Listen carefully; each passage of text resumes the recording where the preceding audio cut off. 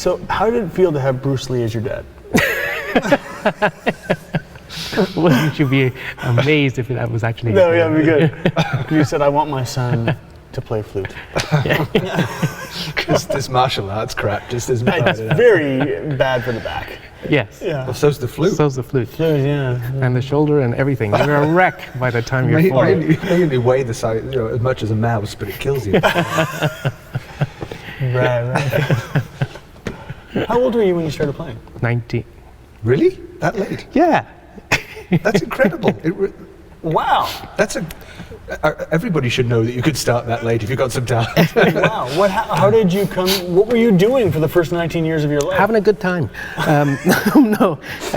Really, well, I wasn't in Canada, really. So Where were you? in the Caribbean, that's where I grew up. And music as such, Western classical music, was not available to us in the school music programs. Yeah. So when I came here, at the time, it was a big deal in the high schools to have music. And so I started just for fun. And you want to hear the real story or the... Yeah. Okay. The real story is I didn't know what I wanted to do when I left high school. And my mother said to me, well, I don't care what you do, but you must go to university. Well, music happened to be the only thing I thought would be easy enough. So I auditioned and I happened to get in and off I went. So that was that. Wait a second. So you started playing flute at 19. You auditioned for university at 19? Yeah. So you've been playing flute for about 20 years? Yeah, I took about 8-month lessons or something like that. So obviously it was a pretty intuitive instrument to you. At the time, I mean, at that level, I suppose it was pretty intuitive. And as you know, as you go further on, the more you know, the less you know. Yeah. Yeah. So you took to it like the proverbial fish Yeah. taking to water. Yeah, indeed. At the time. Wow. I was lucky, getting into university and all that. So that was my route. Yeah. That's the first sort of anti-prodigy story I've ever heard. I started at 19 months. Yeah, that's normally what you hear. I had a 110 size violin, and my parents were both violinists, and their parents were, Yeah. Wow, and so your parents weren't musicians? No, they still aren't. And there's, Although they could be. If they have 8 months to spare. It was not my mother ruled her words because she remembered saying, I don't care what you do as long as you go to university. But she should have said, except that. So there's an asterisk. She meant to put the asterisk. That's where she learned about how this... I think now she's okay with it, but still. Well, because now you're 22. Yeah, exactly. Wow. Well, and you come from... I'm the exact opposite to that. It's like people say, "When did you first start doing this?" I don't remember. It's Because your father, your mother, their parents, your uncles, like your brothers, right? There's yeah. It's 3 generations, not including my children who are playing music now too. But I do know when I first wanted to be a conductor, though, and that's. I went to a performance. My grandfather was conducting the Berlioz Symphonie Fantastique with the Etruscan Sinfonia in Stoke in England. And I can't have been older than 8. And I just remember being astounded by the whole concept and this whole sound. And that's why Euphonia is called Euphonia, is because I have this lifelong love of the music of Berlioz. And Berlioz was also an author and a music critic, and he wrote a short story called Euphonia, or the City of Music. So for people who are wondering why Euphonia, it goes back to when I was 8 and falling in love with the music of Berlioz and wanted to conduct from that point. Wow. So did you ever talk about conducting with your grandfather? Is that something that came up around the dinner table? Whenever I'm preparing a new work or thinking about music, he's there. He's on one of my shoulders, and he taught me to sight read because he was an organist and a pianist, and we would sit down and play through stuff. And from early on, he said, "Look, you can't play something, just drop out, come in when you've found your place again." And he was patient, and he would keep going on the second part. It might be 4 bars or 10 bars, but I'd come back in again. And gradually over time, well, you've seen me sight read, a hand will drop out until I could find the next part again. So there's that. And then he he also taught me to think about sustained notes, that everything has a life. You know, it's not that this note is just 4 beats in length. He made me think about the shape of that note. He made me think about its context to the other hand or other musicians. And through those sorts of conversations, he used to make me think about the orchestra as a multicellular being. Yeah. And he also helped me learn how to read a score, because I can read a score like people read books. Because I would listen to one line only, and then he said, okay, now listen to the viola and think of the flute, and sort of build it up with contrasting instruments until I had that color. And then another thing that he taught me that's valuable is always to finish the rehearsal 2 minutes early, so the union rep could never stand up and finish it for you. So it's a very valuable life lesson. So emotional and practical. Yeah, very practical, and very, very musical, and definitely got me started on that. Well, and Euphonia started, what was it? It was April 2013. 2013. Yeah. But it had been, Euphonia as an orchestra had been an idea of yours for a considerable number of years. What was the culmination of that idea? Well, it's still going, isn't it? I mean, what Euphonia has become since we started in April is the first year and a half of our existence has been one of experimentation, and musical experimentation too. Yeah. But no, I mean, we started off mainly as strings, and then we started to bring winds in, and we were limited by the repertoire that had been written, in the sense that we really were limited by this piece requires this number of instruments. And so the next step was deciding to formalize this 16-piece ensemble and either rearrange pieces for that, or newly composed pieces, or find other pieces that work within that framework. And for me, that's been the real point at which we've leaped onto something very exciting.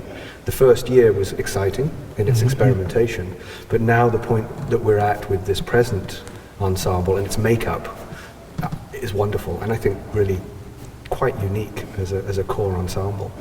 Well, Chris, for you as a flautist, if you were to play an orchestral piece with a full orchestra versus playing that same piece as a redux, it must give you an entirely different way of looking at the piece. I mean, an orchestra is this big thing, but as Simon's saying, moving down to the 16-member group, it really strips it down to almost like a chamber kind of perspective. Does that change how you approach? Oh, definitely, yeah. It changes everything about the approach, and it changes everything about the performance of it too, balance-wise. And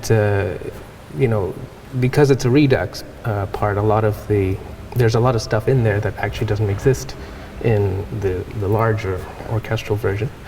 So one has to be on one's toes, because it doesn't matter if you've played X symphony a dozen times. Now it's different.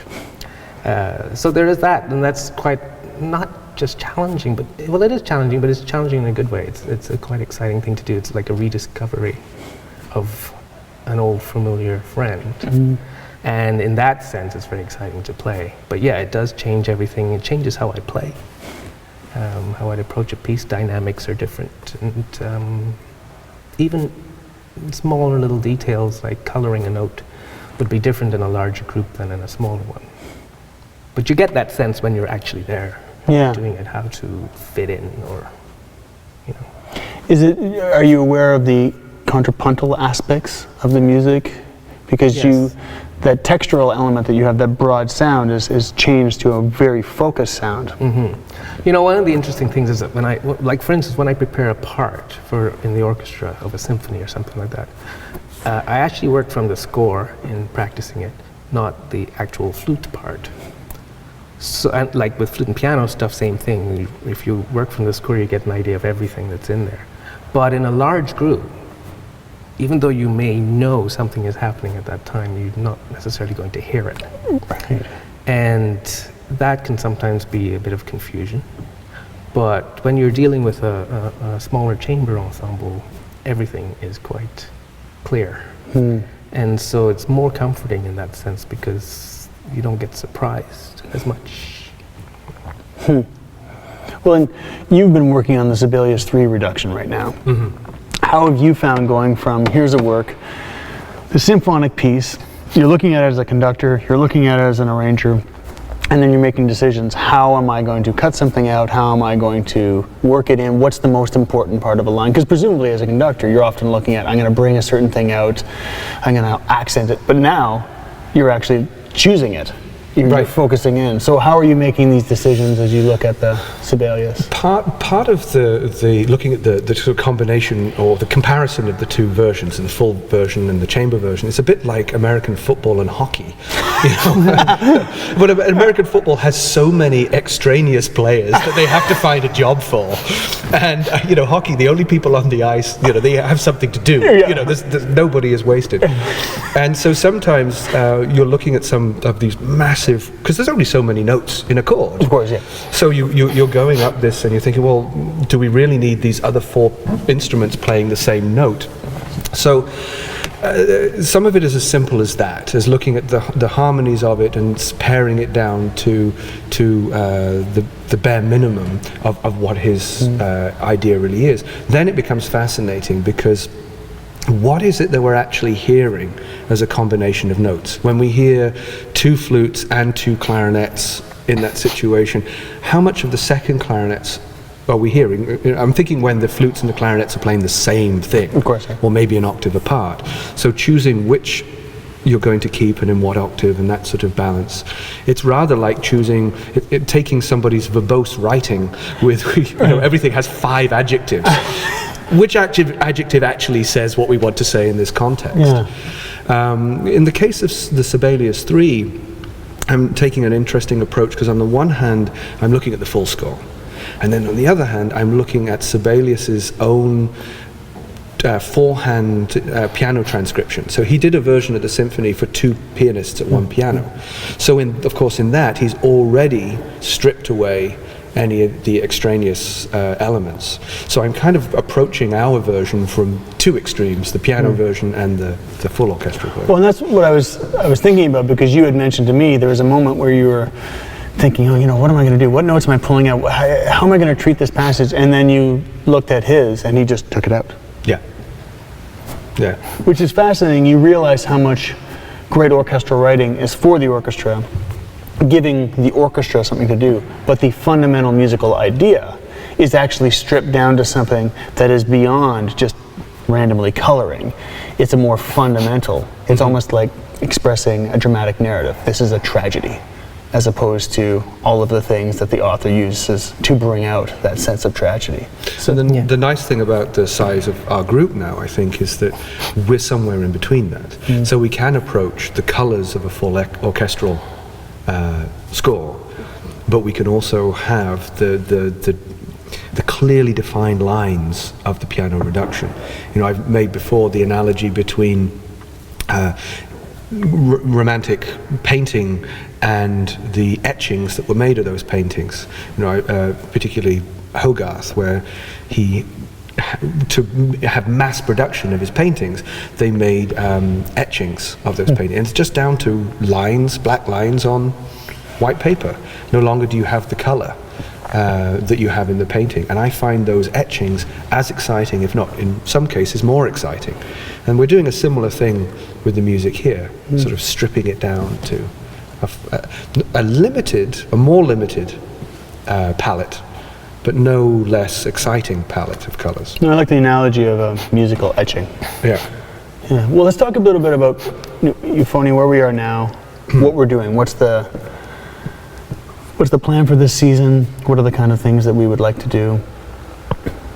Chris, do you have anything that you want to do? That's the maestro's job. But it isn't just the maestro's job. I mean, that's the nice thing about this group, is that, you know, I may be the guy who brought us all together at the beginning, but moving forward, I hope that we will see increasingly the kind of collaboration we have on a performance level that we will have on a programming level, that we will have, because there's so much talent of ideas in this group. And part of what makes Euphonia special is that audiences can get to know the individual players in literally, personally, at the events, can talk to us afterwards and what have you. But I see that happening more and more so with our music, that we will be highlighting more individuals within the group. That's certainly a goal that I have. So don't shirk your responsibilities. I expect ideas from you as well. This means there's homework. There's homework. Yeah. I have lots of ideas, as you know. They're not always great, but they're I know you ideas. started at 19, so you're kind of a new guy always. Yeah, I am. I'm still getting used to the ropes. Well, so what are we doing this season? What are the kinds of things? Well, of course, the immediate thing that we have is the November concerts with your Second Symphony, and pairing that with Sibelius 3. So a more traditional approach, in the sense that we have a two-part concert, and we'll be comparing and contrasting a contemporary work with a work written 105 years ago. But moving onwards, we have plans to explore the Vivaldi Four Seasons in a totally unexpected way, with new orchestration and new riffs and what have you, and incorporating within that work other pieces of music.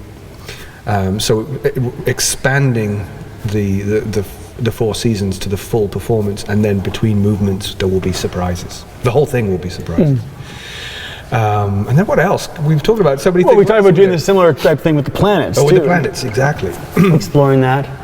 Host the Planets, where what I'm hoping that Jordan is going to do for us on that one is write a piece that is illuminating the planets. That's, I'd like to describe it. So we have the planets, and then in between each of the movements there will be specially composed music by Jordan that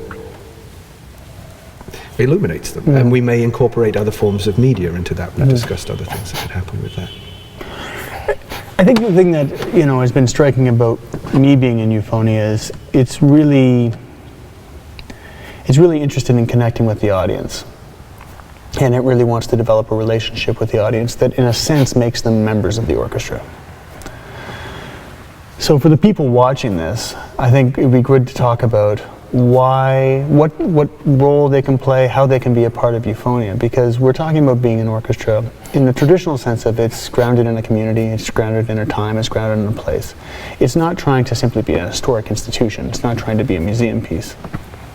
So what are some of the things that we think are opportunities for people in the audience to become involved with Euphonia? Because I know that you would like them to feel like they could just walk up to Chris, not that there's this barrier in between. They could walk up and ask a question about what's it like to start playing flute at 19, for example.